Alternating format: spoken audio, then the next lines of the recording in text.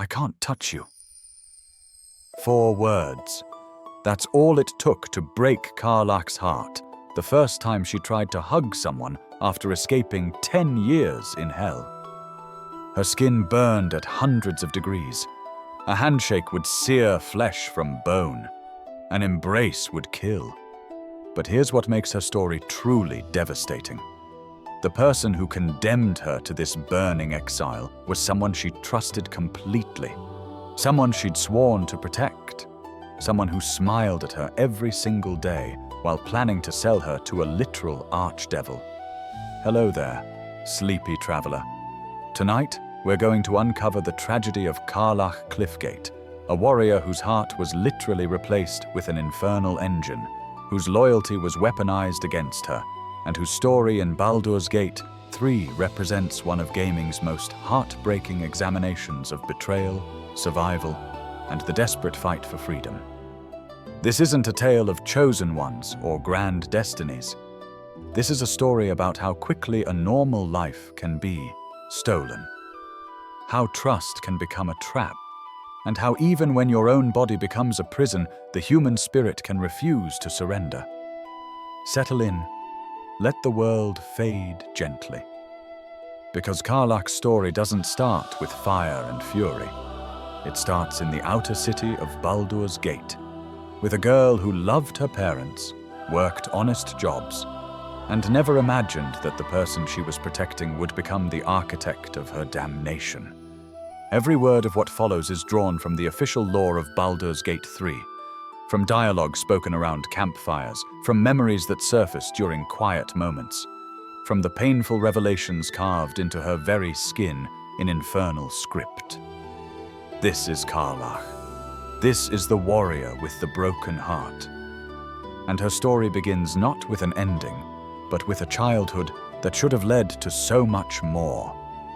In the outer city of Baldur's Gate, beyond the protective walls where the wealthy merchants conducted their business and the nobility lived in guarded comfort, there existed a different world entirely.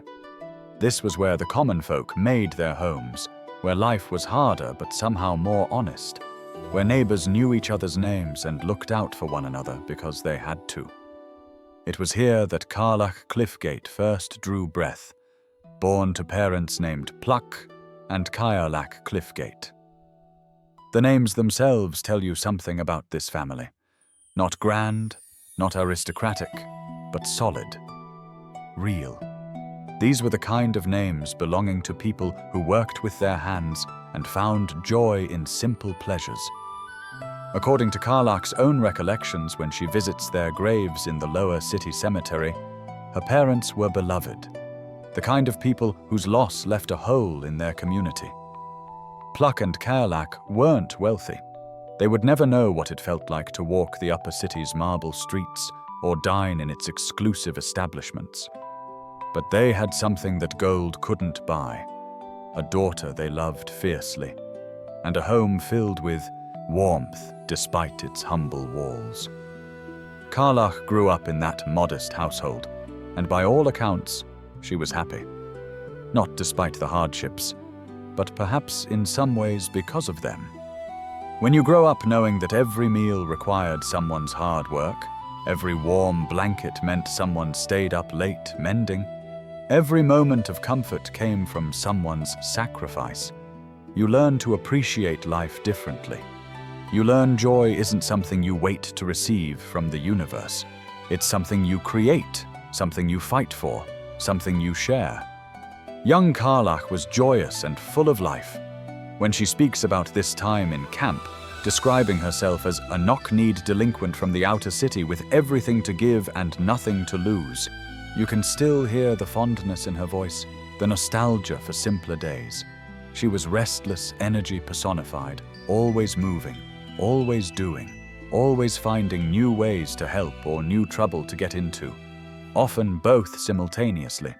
She would take odd jobs around the neighborhood, anything to bring in a few extra coins to support her parents, delivering messages, hauling supplies, helping at the market stalls. The work was varied and sometimes difficult for someone so young, but Karlach approached it with characteristic enthusiasm. Here's what we learn about her character from these early years. Karlach was strong, even then. Not just physically, though her tiefling heritage and natural build certainly helped. But strong in spirit, strong in loyalty. She had this quality about her, this infectious optimism that seemed to radiate outward and touch everyone around her. When Karlach laughed, which was often, people couldn't help but smile. When she helped someone, she did so with her whole heart, never asking for thanks or recognition. This loyalty, this tendency to give everything without reservation, would become both her greatest strength and her most exploitable weakness. The outer city could be a rough place. It attracted those who couldn't afford the protection of the inner walls, which meant it also attracted trouble. Crime was common. Violence wasn't unheard of. People struggled. But in the midst of all that, Karlach found reasons to love her life. She loved her parents. She loved her neighborhood. She loved the city itself, with all its flaws and contradictions. Baldur's Gate was her home, the cobblestones beneath her feet, the salt smell from the harbor, the cacophony of languages and accents mixing in the markets, the way the sunset painted the outer walls in shades of amber and rose. This was where she belonged. This was where she wanted to build her life, where she imagined growing old, perhaps having a family of her own someday, carrying forward the legacy of simple happiness that Pluck and Karlach had given her. She had no reason to believe that future wouldn't be hers. She was young. She was strong. She was surrounded by people who cared about her. What could possibly go wrong? Everything. Absolutely everything. But that darkness was still years away. For now, Karlach was just a girl navigating the challenges of the outer city, working her odd jobs, getting into minor trouble, learning the streets, building the strength and resilience that would one day be tested beyond anything she could imagine. She was forming the core of who she was, the fundamental goodness and joy that even hell itself couldn't fully extinguish. Her parents watched her grow with pride. Pluck and Karlach could see their daughter was special, not in some magical or prophetic sense. Special in the way any parent recognizes their child's unique light. They knew Karlach had a big heart. They knew she would do something meaningful with her life, something that mattered. They were right, of course, though not in any way they could have anticipated, not in any way they would have wanted. The outer city was raising a warrior. The streets were teaching her toughness. The odd jobs were building her work ethic. The hardships were forging her character. Every challenge, every struggle, every moment of perseverance was preparation for what was coming, though none of them knew it. Karlach was being shaped by her environment into exactly the kind of person who could survive the impossible. But survival comes at a cost, and the cost Karlach would eventually pay was almost everything she held dear. For now, though, she was just Karlach Cliffgate, daughter of Pluck and Karlach, a girl from the outer city with calloused hands, a ready smile, and a future full of possibility. The infernal engine that would one day beat in her chest was still unforged. The hellfire that would consume her was still sleeping in the lower planes. The betrayal that would shatter her world hadn't yet been conceived. All of that was coming, but not yet. Not quite yet. Somewhere along the way, as Karlach grew from a scrappy teenager into a formidable young woman, her reputation began to spread. In the outer city, word travels fast about people who are reliable, people who are strong, people who can handle themselves in a fight. Karlach was all of these things. Her natural strength had developed into something remarkable. She could fight, and fight well. More importantly, she was loyal. When Karlach gave you her word, she kept it. When Karlach had your back, you could count on it. It was this combination of attributes that eventually caught the attention of a man named Gortash. At the time, Gortash was rising through the criminal and political circles of Baldur's Gate. He was brilliant, ambitious, and utterly ruthless, though he hid the last quality behind charm and careful planning. He was making powerful enemies as he climbed, and he needed protection. Not just any protection. He needed someone formidable enough to deter threats, someone loyal enough to trust, someone who wouldn't ask too many questions about his increasingly questionable activities. As Karlach later recalls in camp, "One of my mates got wind of a bit of work guarding some indoorsy type with lots of enemies. Seemed like easy money, so I went in for it." The job was simple. Keep Gortash safe. Get paid well. She took it without hesitation. And here's where Gortash's manipulation began in earnest. He didn't just pay Karlach well. He paid her well enough that she could move her parents to a better neighborhood, somewhere safer, somewhere more comfortable. She could put something away for the future. For the first time in her life, she wasn't living hand to mouth. She had stability. She had purpose. She had a job she was good at. But more than that, Gortash made sure Karlach admired him. She looked up to him greatly, trusted him, saw him not just as an employer, but as someone worth protecting. When she stood between him and danger, which she did numerous times, she wasn't just doing a job. She was protecting someone she cared about. This is the crucial detail that makes her story so painful. Karlach's loyalty wasn't purchased. It was earned, carefully and deliberately, through every kindness Gortash showed her, through every generous payment, through every moment of apparent respect. He was building her trust because he needed it, because his plans required it, because when the time came to use her, to sacrifice her for his ambitions, he needed her to never see it coming. Karlach had no idea she was being groomed for betrayal. How could she? She'd grown up in a neighborhood where people looked out for each other, where loyalty meant something, where you could trust the people who broke bread with you.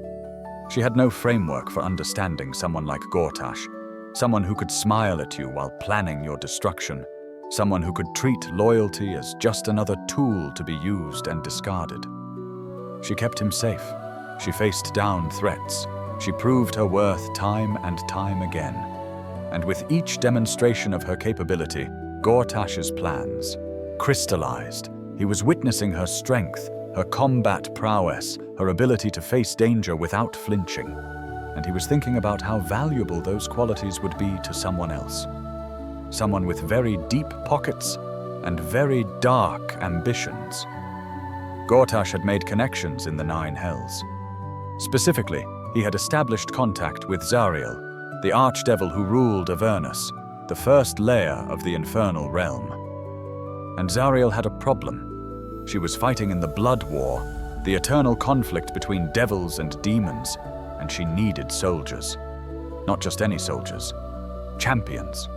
Warriors who could turn the tide of battle, who could slaughter demons by the dozen, who could withstand the horrors of endless war without breaking.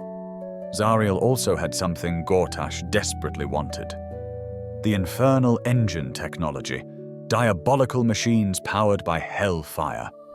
Based on what we discover later about the Steel Watch, Gortash's army of mechanical enforcers that patrol Baldur's Gate, becomes clear that this was always his endgame. The Steel Watch soldiers are powered by advanced versions of the same infernal technology that would later be implanted in Karlach's chest.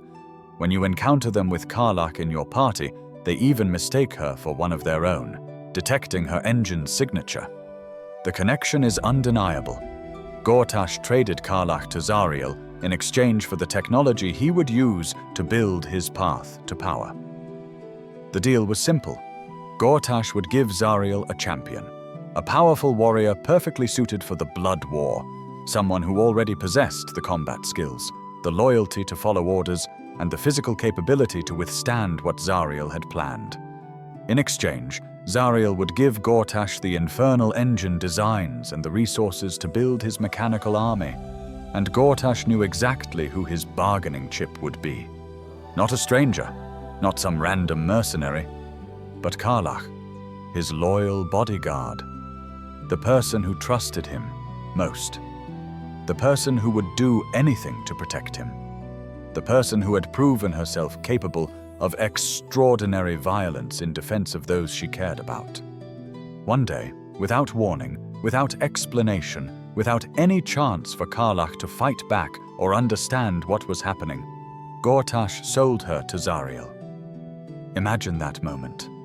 Imagine trusting someone completely, dedicating yourself to their protection, uprooting your whole life to serve them, moving your parents to a better neighborhood with the money they pay you, thinking you've finally found stability and purpose.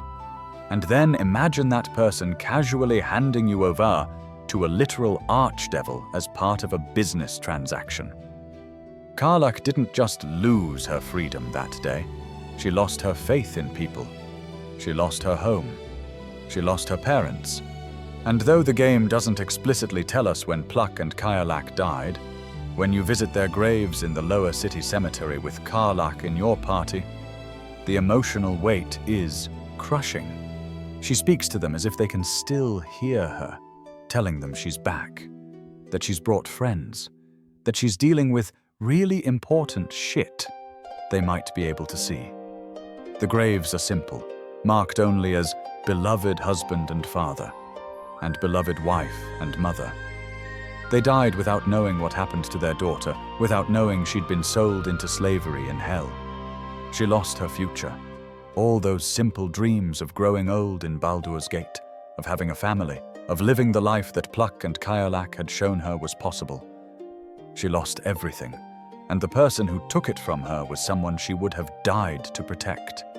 That betrayal, that fundamental breaking of trust, would echo through every moment of Karlach's life going forward.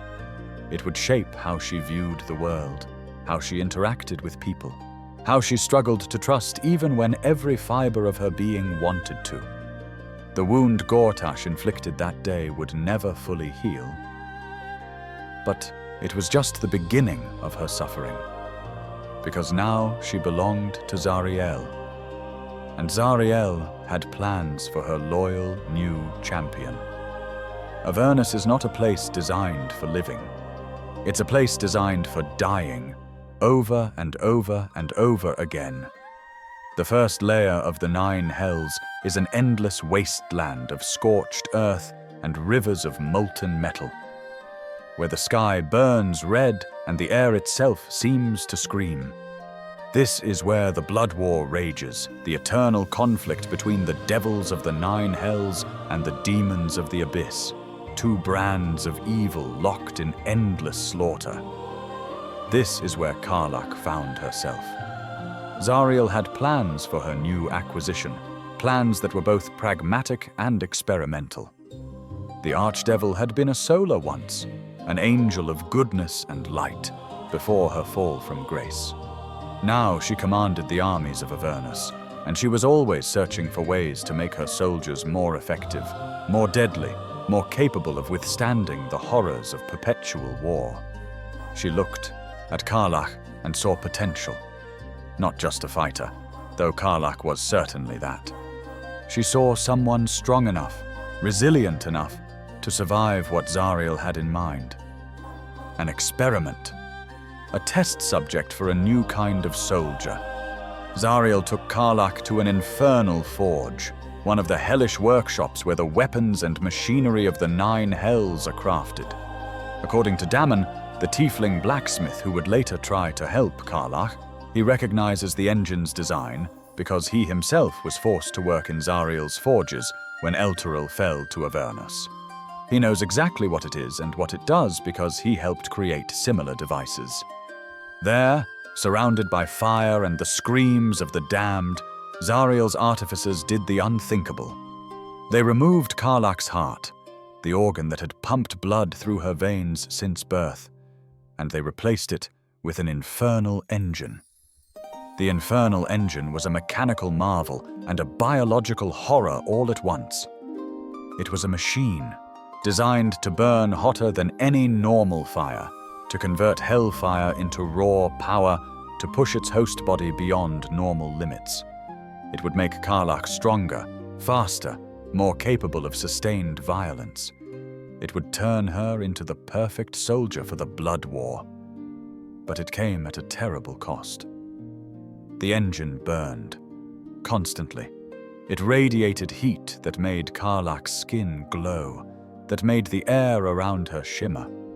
It was designed to function in Avernus, where infernal heat was normal, where everything was already burning.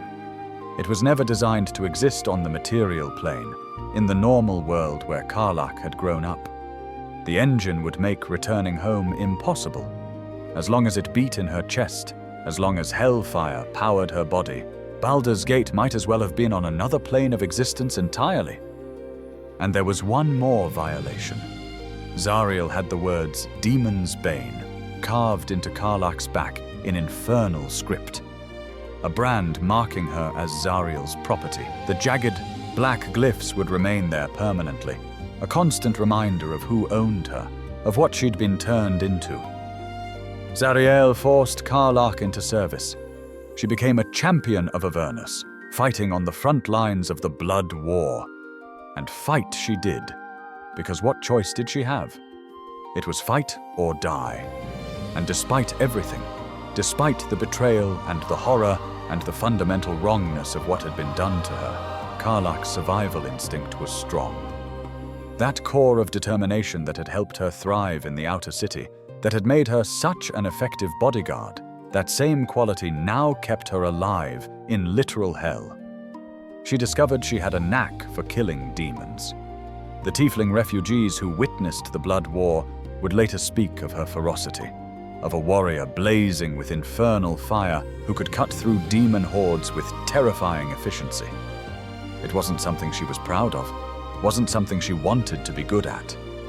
But when a demon charges at you with murder in its eyes and chaos in its essence, you don't have time for moral philosophy. You fight, you survive, you fight again. Karlach earned the title branded on her back, Demon's Bane. She earned it through countless battles, through rivers of demon blood, through the horrifying efficiency with which she could destroy Zariel's enemies. But Karlach wasn't a monster. She was a prisoner, a slave forced to fight in a war that wasn't hers, for causes she didn't believe in, wielding power she never wanted. The years crawled by. 1 became 2, became 5, became 10. A decade of her life spent in the worst place in existence. 10 years of constant war.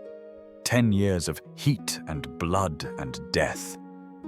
10 years of being unable to touch another person without burning them, because the engine made her skin so hot that physical contact would sear flesh.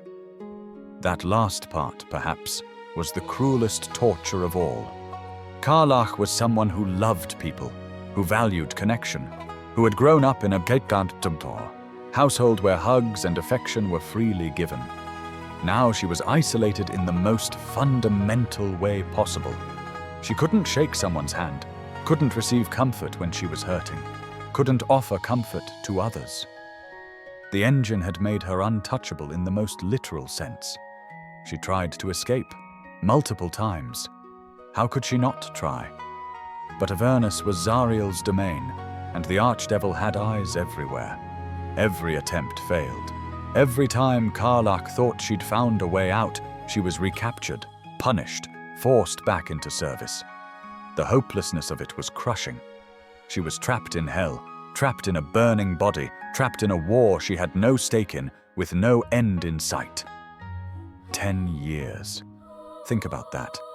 10 years is long enough for people to change completely, long enough for children to grow up, long enough for the world to move on without you. Karlach's parents aged those 10 years without their daughter. Her friends in the outer city probably assumed she was dead. The life she'd known, the future she'd imagined, all of it was continuing without her. becoming more distant with each passing day. And through it all, the engine burned. It powered her through battles. It kept her alive when she should have died. It marked her as Zariel's property, as something other than the person she used to be. Every time her mechanical heart beat, it was a reminder that she'd been violated in the most profound way, that her very body had been weaponized against her will. The psychological toll must have been staggering. How do you maintain hope in a place explicitly designed to crush it? How do you hold on to your sense of self when you're forced to become a killer? How do you remember who you were when every day reinforces what you've been turned into? Somehow, Karlach managed. Buried deep beneath the demon's bane, beneath the infernal champion, beneath the burning warrior, there remained a spark of the girl from the outer city. The girl who loved her parents. The girl who found joy even in hardship. The girl who believed in loyalty and kindness and simple human connection. That spark refused to die. It couldn't save her, couldn't free her, couldn't change her circumstances. But it survived, and it waited. It waited for 10 years. And then, against all odds, impossibly, a chance appeared. A nautiloid ship, a vessel belonging to the Mind Flayers, crashed through Avernus on its way between planes. In the chaos, Karlach saw her opportunity. It was desperate, insane, almost certainly doomed to fail. But she'd tried everything else. What did she have to lose? She stowed away aboard the Mind Flayer ship. The nautiloid was not a rescue. Let's be clear about that from the start. Karlach didn't board that ship and find herself whisked away to safety by benevolent forces. Mind Flayers don't do benevolence. They're alien intellects that view other beings as resources at best, food at worst. Their ships are nightmarish laboratories where they conduct experiments on captives, where they implant tadpoles into brains to create more of their kind. Karlach knew this. Or at least, she knew enough to understand that boarding a Mind Flayer vessel was trading one horror for another.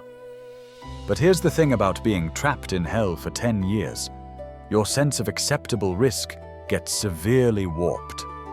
When your current situation is fighting in an eternal war with a mechanical heart burning in your chest, serving an archdevil who owns you like property, even the Mind Flayers start looking like a potential improvement. So when the nautiloid crashed through Avernus, and based on what we learn later about the absolute conspiracy, this vessel was being piloted by cultists working for the Dead Three, seeking the crown of Karsus from Mephistopheles' vault. Karlach saw her one chance. Somehow, through sheer determination and combat skill, and probably a fair bit of luck, she managed to stow away among the vessel's twisted corridors. But she couldn't stay hidden forever. The Mind Flayers discovered their stowaway, and they did what Mind Flayers do. They infected her with an illithid tadpole. The tadpole squirmed into Karlach's brain, a parasitic larva designed to eventually consume her mind and transform her body into a Mind Flayer. Under normal circumstances, this would be a death sentence worse than actual death. The tadpole would grow, would feed on her thoughts and memories, would slowly but inevitably turn her into something utterly alien. But these weren't normal circumstances. Something was different about these particular tadpoles. As we discover throughout the game, they'd been altered, compromised by the magic of the crown of Karsus, infected with something else, changed by forces beyond mortal ken. The transformation they should have triggered didn't happen. Instead, they created connections, forged links between the infected, granted strange powers without the expected consumption of self. Karlach didn't know any of this yet.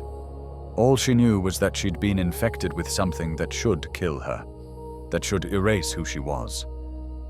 But in the immediate chaos aboard the nautiloid, that was a problem for future Karlach. present, Karlach was still fighting to survive, still trying to escape, still blazing with hope that she might, against every odd, actually make it out. The Nautiloid was under attack. Dragons, devils, all manner of forces were assaulting it. The ship was damaged, careening out of control. Karlach could feel it happening, could sense the vessel losing altitude, could hear the screaming of metal and the chaos of combat all around her. And then they crashed. The Nautiloid smashed into the Sword Coast, into the very region where Baldur's Gate itself stood. After 10 years in hell, after giving up hope of ever seeing the material plane again, Karlach found herself suddenly, violently, impossibly back in the world she'd been torn from. She crawled from the Carmantint wreckage. Her infernal engine was still burning. The tadpole was still squirming in her brain. She was wounded, exhausted, disoriented. But she was out. She was actually out. Baldur's Gate was close. She could make it there. She could go home, could see her parents, could reclaim even a fraction of the life that had been stolen from her. 10 years of captivity, and now freedom was finally within reach. Except Zariel wasn't going to let her go that easily. The Archdevil immediately dispatched hunters to recapture her escaped champion.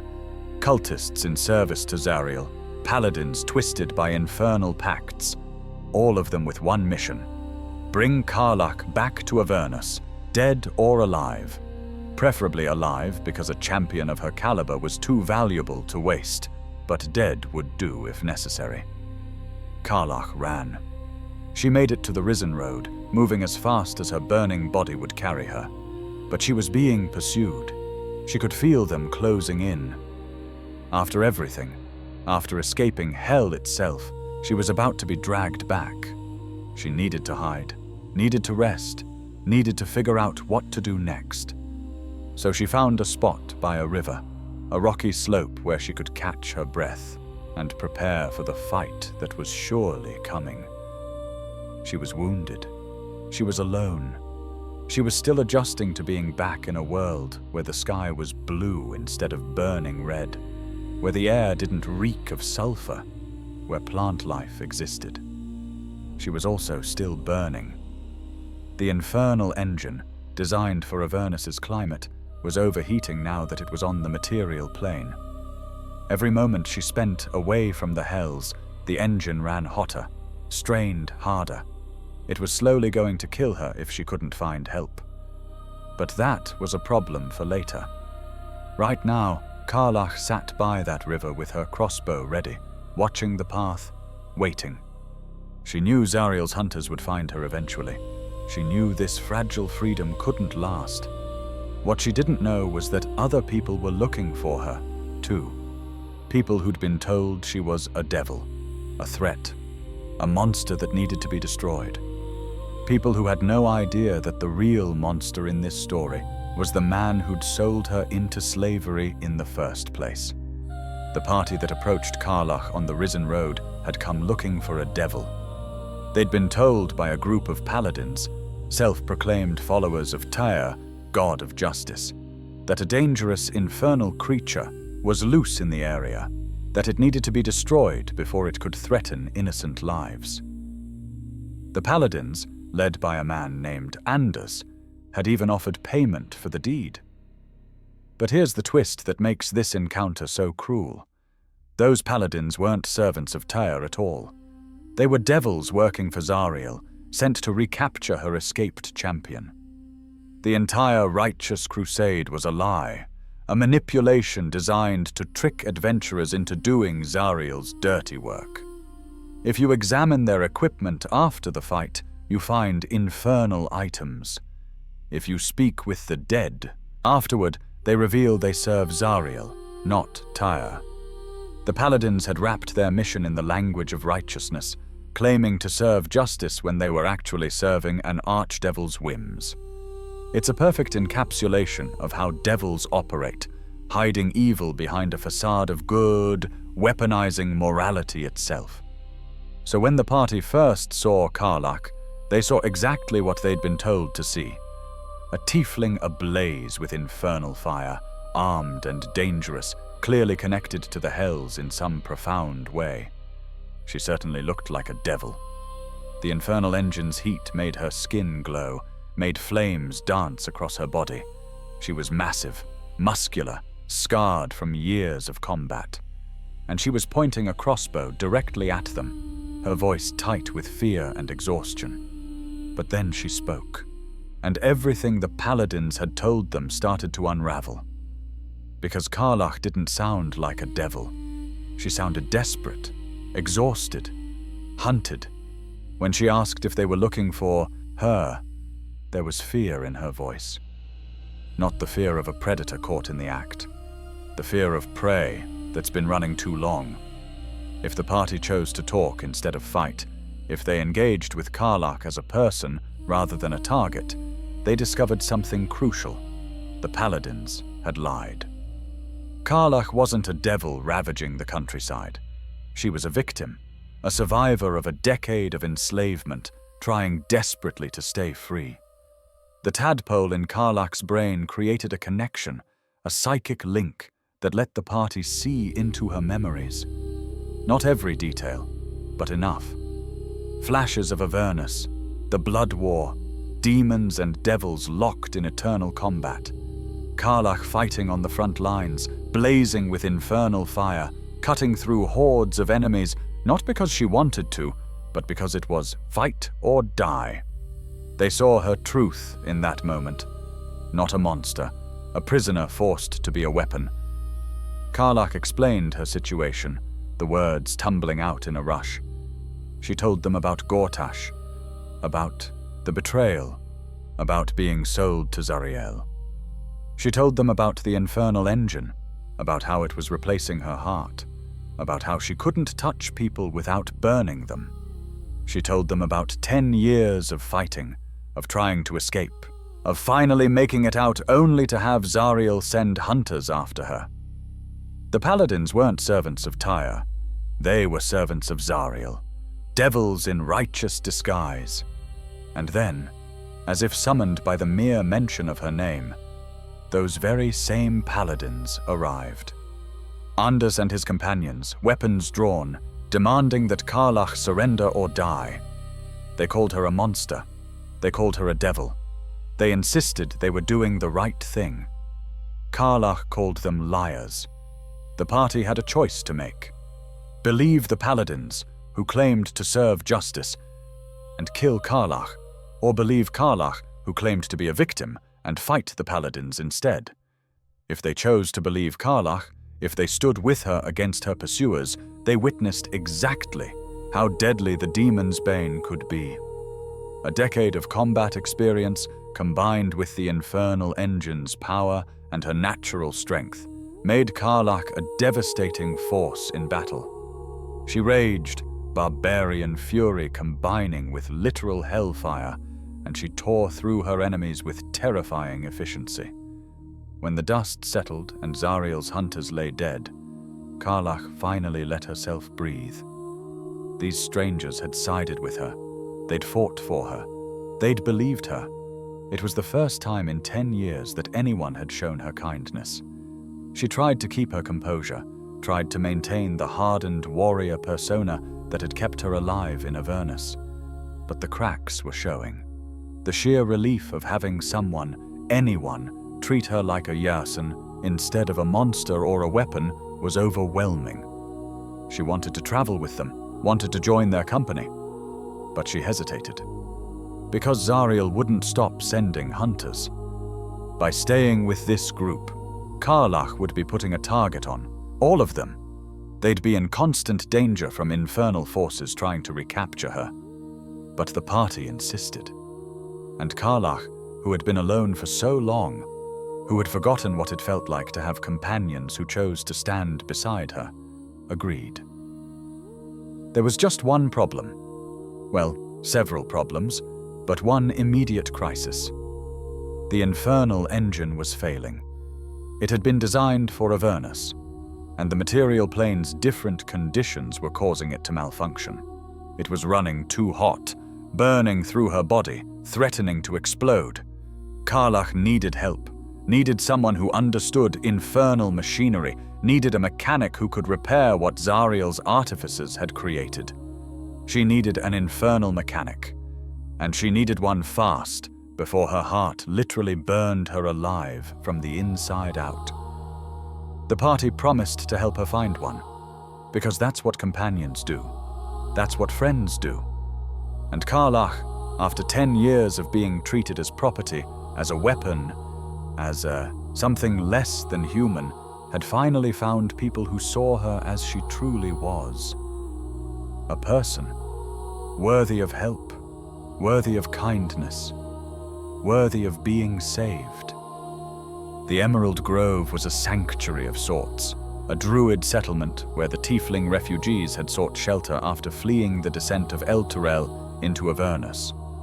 Among those refugees was a young Tiefling blacksmith named Damon, who had his own traumatic experience with the Hells. And here's the connection that makes their meeting so poignant. When Elturel fell to Avernus, Damon was there. He was captured and pressed into service at an infernal forge, forced to work with hellish metals and infernal machinery under Zariel's command. The very same forges where Karlach's engine was likely created. When he tells Karlach he recognizes the engine's design, he's not speculating. He helped create similar devices while enslaved in Zariel's workshops. He knows exactly what it is and what it does, because he was forced to build them. When the Kautht party brought Karlach to Damon, the recognition in his eyes must have been complicated. Here was living proof of what those infernal forges produced. Here was the result of his forced labor, a person transformed into a weapon. But Damon didn't turn away. He immediately recognized what she was carrying in her chest. An infernal engine. And he could see what was happening to it. The engine was in overdrive. It was burning too hot because it lacked the cooling mechanisms it would have had in Avernus, where ambient infernal heat would regulate its temperature. On the material plane, it had no such regulation. It was just getting hotter and hotter, and eventually, inevitably, it would either burn Karlach alive or explode and take her with it. Damon explained this gently, but there was no way to soften such brutal truth. "Your heart can't keep going outside the Hells," he would later tell her with genuine sadness. Karlach's mechanical heart was killing her. Without intervention, she had days at best, maybe hours. But Damon thought he could help. He needed materials. Specifically, he needed infernal iron, a special metal forged in the Hells that could withstand and channel extreme heat. If he had infernal iron, he could make modifications to the engine, could install cooling mechanisms, could stabilize it enough to keep Karlach alive. The party went searching. Infernal iron was rare in the material plane, but not impossible to find. Places where the Hells had touched the world sometimes left such materials behind. Slowly, piece by piece, they collected what Damon needed. And then came the first upgrade. Damon worked carefully, his experience in the infernal forges guiding his hands. He opened access panels on Karlach's chest, exposed the mechanisms of the engine, and began making modifications. He installed heat sinks, improved ventilation, added cooling channels that would help regulate the temperature. When he finished, Karlach felt different. The engine still burned, still radiated heat, but it was controlled heat now, manageable heat. The crushing pressure in her chest eased. The feeling that she was moments away from combustion faded. She could breathe. Damon gave her more good news. He'd managed to reduce the engine's external temperature. She was still hot, still too hot for casual contact, but she wouldn't immediately sear flesh anymore. She could potentially touch someone without causing severe burns. Karlach didn't fully appreciate what that meant until later. For now, she was just grateful to not be actively dying. She thanked Damon profusely, promised to find more infernal iron if he needed it, and rejoined the party with renewed hope. She was alive. She was free. She had companions who cared about her. Things were actually looking up. But Damon had warned her this was only a temporary fix. The engine's fundamental design remained flawed. He would need time to think about more permanent solutions, would need to study the problem further. When they met again, perhaps in Baldur's Gate, he might have better answers. Karlach accepted this. Temporary was better than nothing. Temporary meant she got to keep living, keep fighting, keep hoping. She'd take it. The party continued their journey, and Karlach fought alongside them. She proved herself in battle time and time again, her barbarian rage combining with the engine's power to devastating effect. But more importantly, she proved herself as a companion, as a friend. Her natural warmth and humor, suppressed for so long in Avernus, began to resurface. She laughed again. She joked. She found joy in simple things like good food, beautiful sunsets, the feeling of grass under her feet. She was remembering how to be Karlach, not just the demon's bane. And then they reached the last light inn in the Shadowlands, and Karlach discovered Damon had made it there safely with the other Tiefling refugees.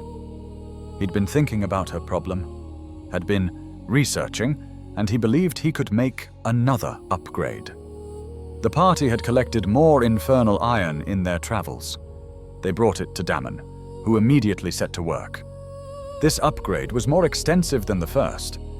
He opened the engine wider, exposed more of its inner workings, and began installing additional cooling systems. An insulation chamber, he called it. It would cool the engine to the point where Karlach's external temperature would drop significantly, to the point where she could touch people. When Damon finished and the engine hummed back to life with its new modifications, Karlach felt the change immediately. The heat that had radiated from her skin, that had kept her isolated for 10 years, was diminished. Not gone entirely, but controlled, manageable. Damon confirmed it. "You're cool enough now," he told her. She could make physical contact without burning people. For a long moment, Karlach couldn't process it. 10 years.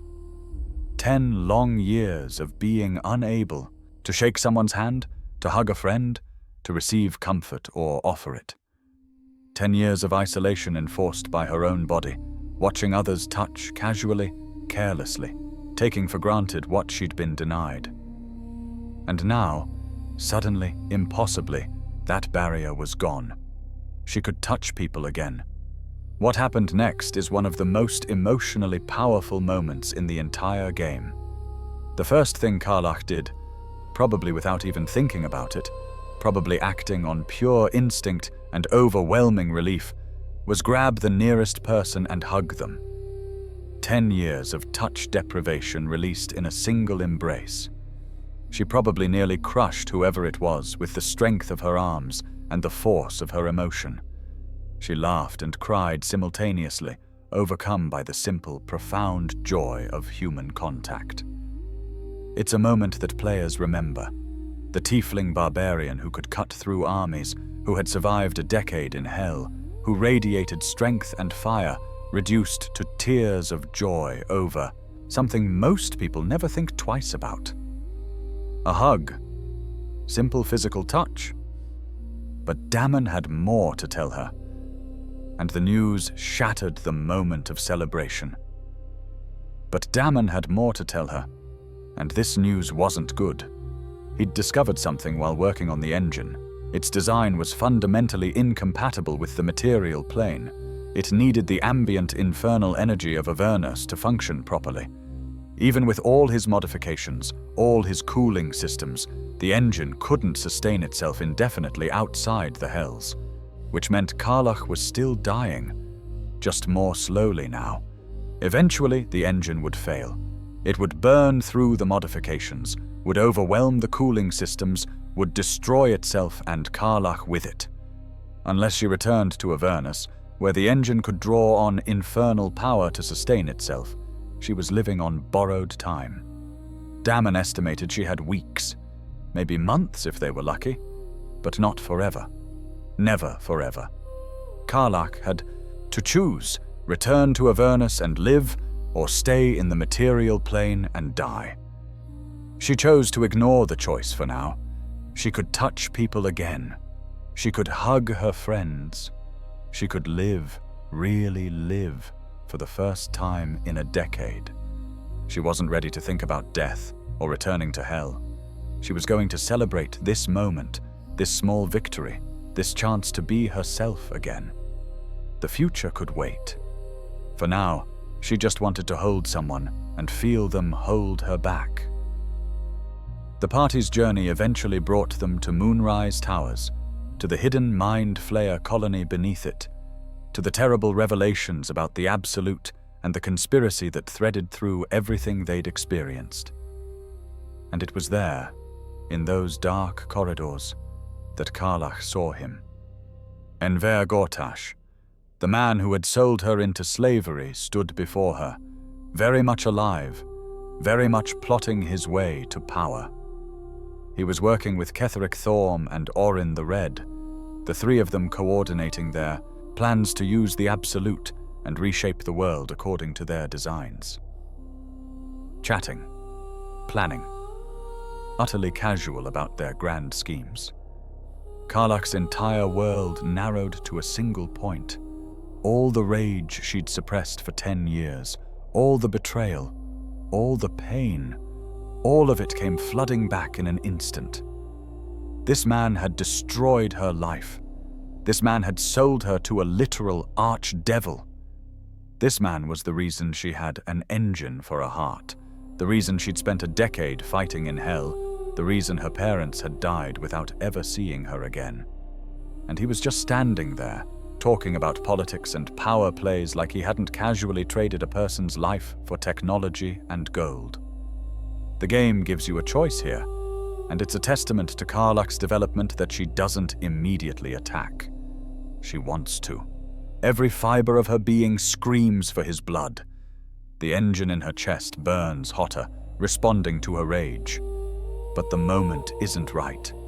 The party is outnumbered, in enemy territory, with bigger immediate threats to handle. Killing Gortash would have to wait.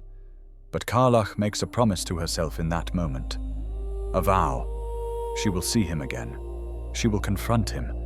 And when she does, he will pay for what he's done. The party dealt with Ketheric Thorm, concluded their business in the Shadowlands, and prepared to move on to Baldur's Gate itself. Karlach could barely contain her urgency.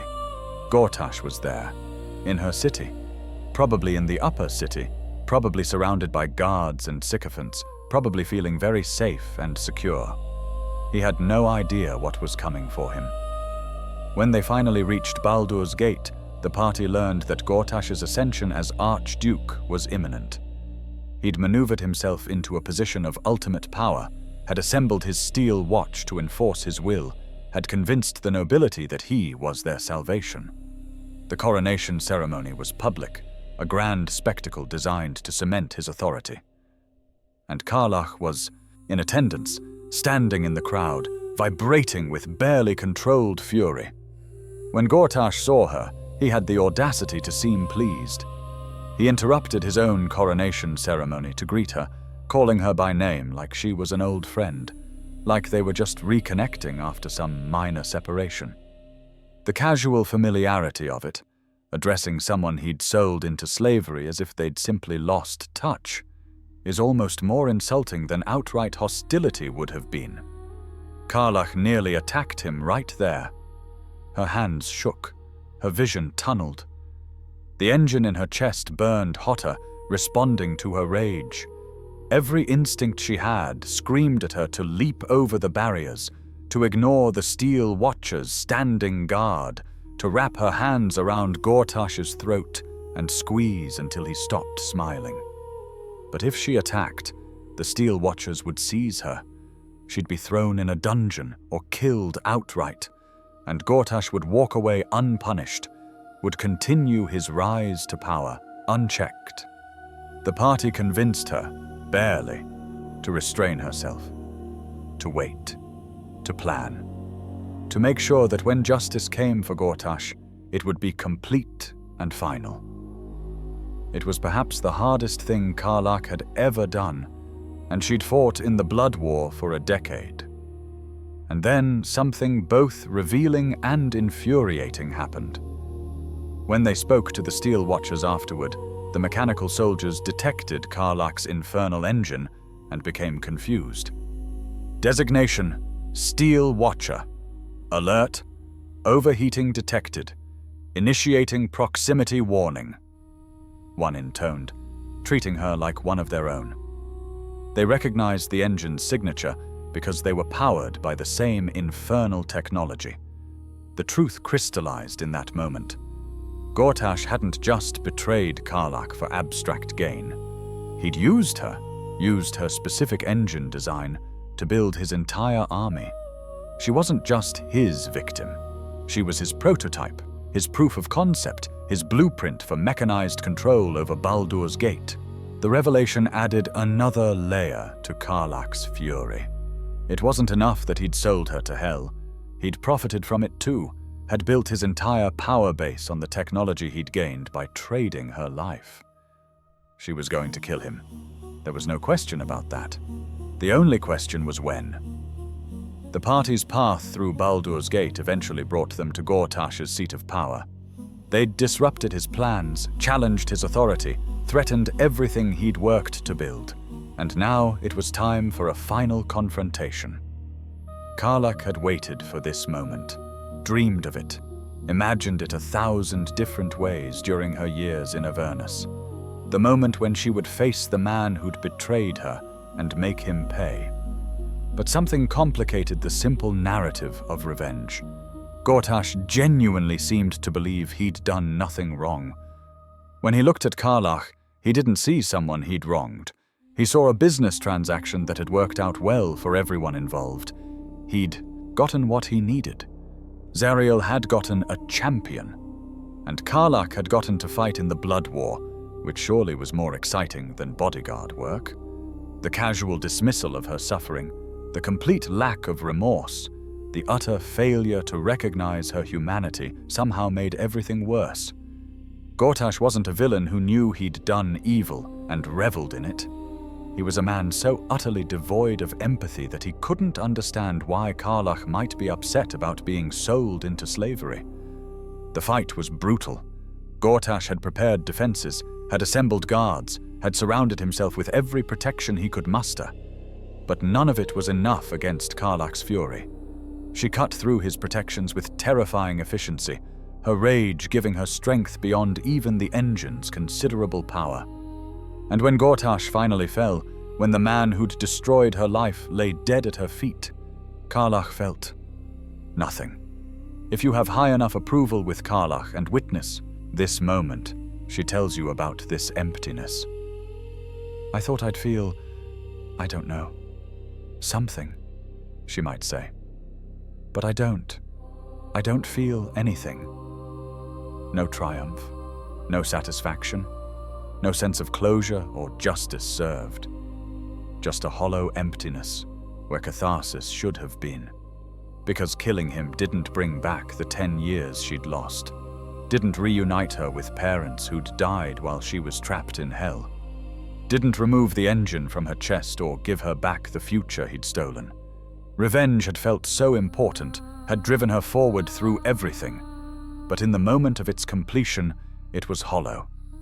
Killing him didn't bring back the 10 years she'd lost, didn't reunite her with parents who'd died while she was trapped in hell, didn't remove the engine from her chest or give her back the future he'd stolen. Revenge had felt so important, had driven her forward through everything, but in the moment of its completion, it was hollow. She'd expected to feel victorious. Instead, she just felt tired and sad, so incredibly sad. Her companions found her afterward, sitting alone, staring at nothing. Some of them tried to comfort her, tried to say that justice had been served, that he'd gotten what he deserved. But Karlach knew better. Justice would have been Gortash prevented from betraying her in the first place. Justice would have been her never going to Avernus. Justice would have been a world where people couldn't just sell other people to devils and profit from it. Killing him wasn't justice. It was just ending him, making sure he couldn't hurt anyone else the way he'd hurt her. And even that felt incomplete, because the damage was already done. To her, to all the other people he'd used and discarded on his way to power. But at least it was done. At least he couldn't smile at her anymore, couldn't pretend their history was anything other than betrayal and cruelty. That was something. Not enough, but something. Karlach moved forward. She had two.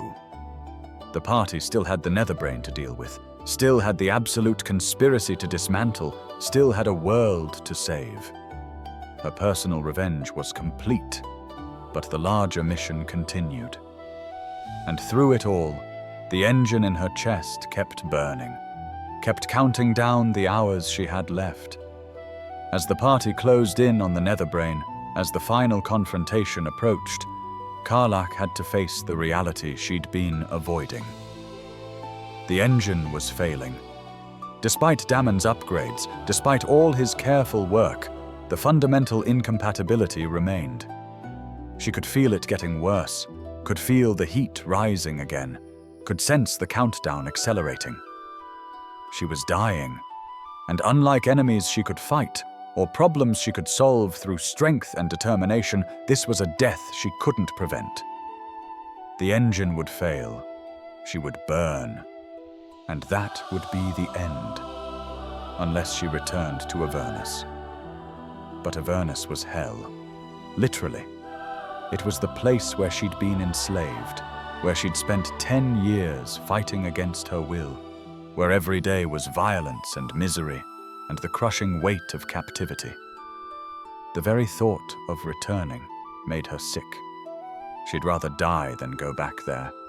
She'd rather burn than submit to Zariel's realm again. The party listened to her fears, understood her position, but they also refused to accept that these were her only options.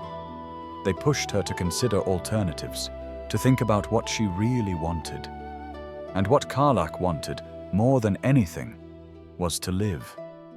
Not just survive, but actually live. Experience things.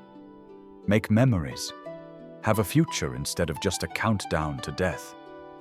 She wanted more time in the world she'd been stolen from, more sunsets and laughter and friendship and simple joy.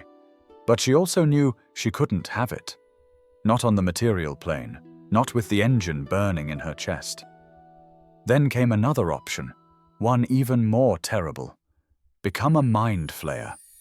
The Emperor, the mind flayer guiding the Tsauteta party, explained that they needed someone to undergo ceremorphosis, to transform into a mind flayer in order to defeat the Netherbrain. It could be the player character. It could be Orpheus. Or it could be Karlach. If Karlach became a mind flayer, the transformation would eliminate the engine's incompatibility. Mind flayers don't have the same biological systems as humanoids. The engine would effectively become a non-issue. She could remain on the material plane. She could live.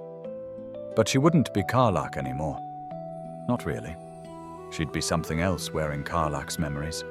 A new being born from her transformation. The person she was, the Tiefling Barbarian who'd survived hell and betrayal and 10 years of war, that person would cease to exist. It was another kind of death, trading one form of dying for another. Karlach was confronted with impossible mathematics. Die as herself. Return to hell and live. Or transform into something else and survive in an altered form. No good options, no path that led to the simple happiness she wanted. She made her choice based on her companions, on the party that had become her family. If they needed a mind flayer to win, if that's what it took to save the world, she would volunteer. She'd already lost so much. What was one more sacrifice? Or she made the other choice, deciding that she'd rather die free than live enslaved or transformed. That being herself, even for a limited time, was better than any alternative. Or, if she had companions who cared deeply enough, who refused to accept her death, they convinced her to return to Avernus. But this time, she wouldn't be alone. Will, the warlock who'd first been sent to kill her but instead became her friend, offered to go with her, to fight by her side in hell, to help her survive, to ensure she never faced that darkness alone again. Or the player character themselves offered to accompany her, to step into the hells and share her burden, to turn exile into companionship. And in that offer, in the knowledge that she wouldn't be abandoned again, Karlach found something she could accept. Avernus was still hell. But hell with friends, hell with people who chose to stand beside her, was bearable in a way that hell alone had never been. They stepped through the portal together, returned to the hells. But this time, Karlach went as a person with agency, with companions, with hope. Not as a slave, but as someone choosing her own path, even when all the paths were terrible. 6 months after the defeat of the Netherbrain, after saving Baldur's Gate and preventing the Absolute from consuming the world, the companions gathered for a reunion. Withers, that mysterious keeper of the dead, organized the event, bringing together all those who'd fought in the final battle. Karlach's appearance, or absence, at this gathering depends entirely on the choices made in those final moments. And each possibility tells a different story about sacrifice, survival, and what it means to truly live. If Karlach returned to Avernus with companions by her side, she appears at the gathering with news that changes everything. Life in the hells is exactly as terrible as she'd remembered. Dangerous, violent, filled with constant threats from Zariel's forces. But she'd been fighting, surviving, searching, and she'd found something. According to what she tells the gathered companions, she and her allies recently felled a high-ranking Cambion who was carrying blueprints, schematics for a new version of the infernal engine, one potentially powerful enough to function on the material plane without failing. If she can get her hands on it, if she can reach the forge where it's kept, if she can somehow modify her current engine with this new design, she might be able to return home permanently. She mentions having a contact, a guard named Flo, who might help them infiltrate the forge. It's dangerous. It's probably going to be a fight that makes the blood war look tame, but it's a chance. For someone who'd been given a death sentence, who'd had to choose between dying and living in hell, even a chance is everything. The tone of this conversation is crucial. Karlach speaks with exhaustion, but also determination. She talks about how having Will by her side, if he chose to become the Blade of Avernus, or the player character, makes all the difference. She's not alone. She's not property anymore. She's a person fighting for her freedom with allies who chose to stand beside her. It's not a happy ending, but it's an ending with hope. If Karlach chose to become a mind flayer instead, volunteering to undergo ceremorphosis to gain the power needed to defeat the Netherbrain, she appears at the gathering in her transformed state. The scene is quietly devastating. She's hiding in Baldur's Gate, feeding on those who wish to die with dignity rather than suffer, offering them a painless end while sustaining herself. When spoken to at its Withers gathering, Karlach's mind flayer form reveals something both beautiful and tragic. She remembers parts of herself still, can use some of her old expressions, can recognize her former companions. "Soldier on," she might say, using one of her signature phrases. But with every brain she feeds upon, she explains, she gains all the memories from it, slowly erasing her original identity beneath layers of other people's lives. She expresses gratitude and happiness at seeing many of her former companions, and bids them a good evening. But there's an underlying sadness, the acknowledgement that she's becoming less herself with each passing day. Karlach chose this fate to save the world, chose transformation over death or eternal exile. But the cost is watching herself slowly disappear, one memory at a time. If she chose to die rather than return to Avernus or transform, she isn't at the gathering. Her companions carry her memory, speak of her sacrifice, honor what she did for them. She chose to die free rather than live in chains, and they respect that choice even as they mourn her loss. In this ending, Karlach gets what many players feel is the most honest conclusion to her arc, dying as herself, on her own terms, surrounded by people who cared about her. Every ending for Karlach carries weight. Every choice has consequences. There is no simple, happy conclusion where everything works out perfectly, where the engine is removed and she lives happily ever after in Baldur's Gate. The game refuses to give us that satisfaction, and some players initially found this frustrating. Hence Larian's Patch 5 additions to the Avernus ending, adding the epilogue content about the blueprints to provide more hope.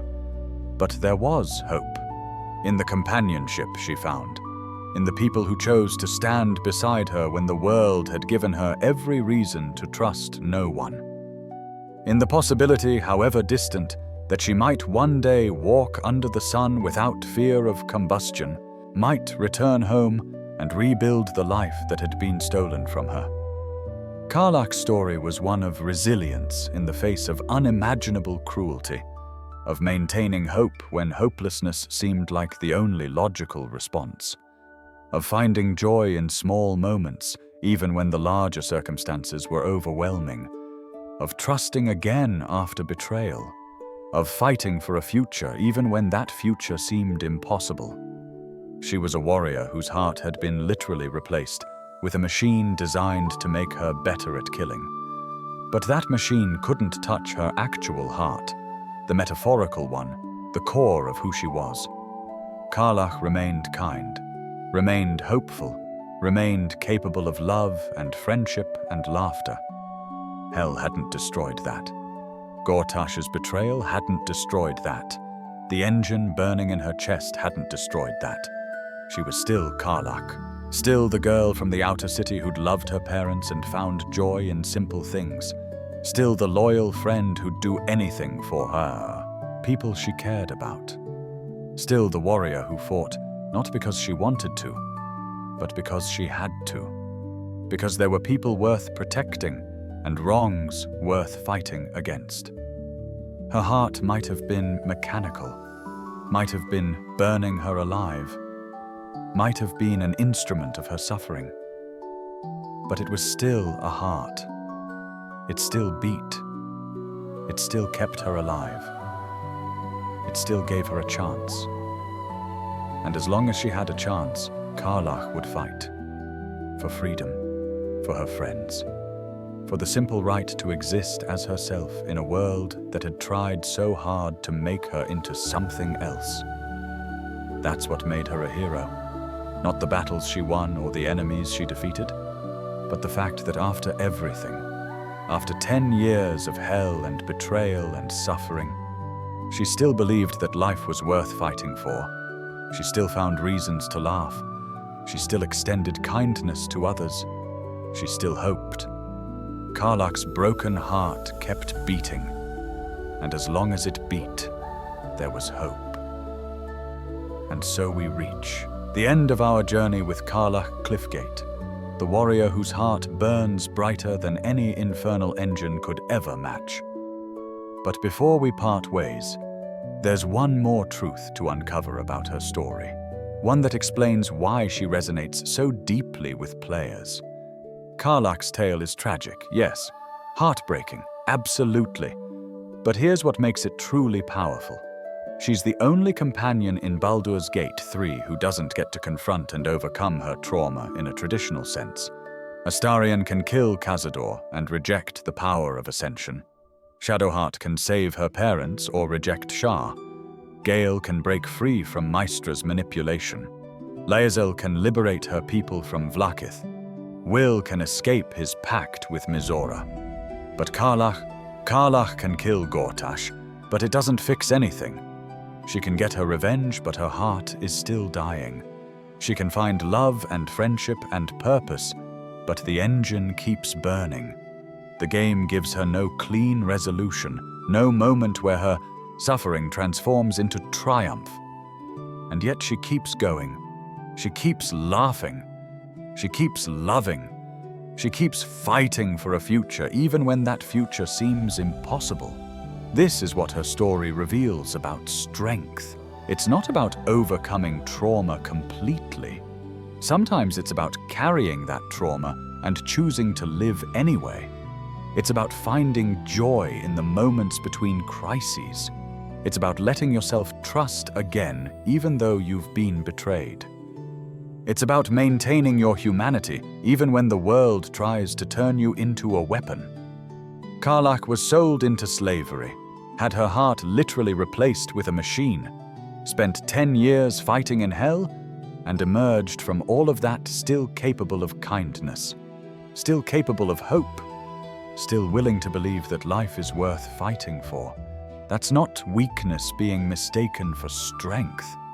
That's strength of a kind most people never have to demonstrate. Her engine might be broken, her heart might be mechanical, her future might be uncertain. But Karlach herself remains unbroken in the ways that truly matter, human in the deepest sense of the word, beloved by everyone who knows her story.